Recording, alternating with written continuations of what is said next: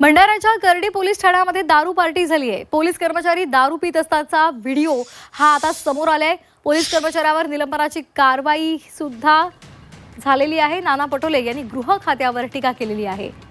तर आताची महत्त्वाची बातमी भंडाऱ्यामधून आहे। आपण हा व्हिडिओ पाहतोय। भंडाऱ्यामधल्या करडी पोलीस ठाण्यामध्ये दारू पार्टी झाली आहे आणि यामध्ये एक पोलीस कर्मचारी दारू पित असतानाचा व्हिडिओ समोर आलाय आणि त्या कर्मचाऱ्यावर निलंबनाची कारवाई सुद्धा झालेली आहे। दरम्यान या संदर्भात नाना पटोले यांनी गृह खात्यावर टीका केली आहे।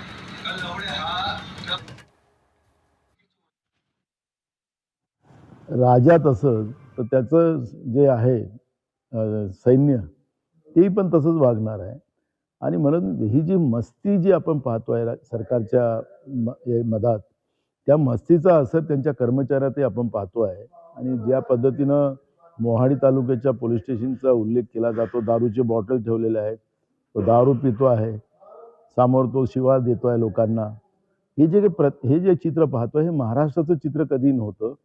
या भाजपच्या सत्तेपासून ह्या पद्धतीचं चित्र आज महाराष्ट्रामध्ये निर्माण झालेलं आहे।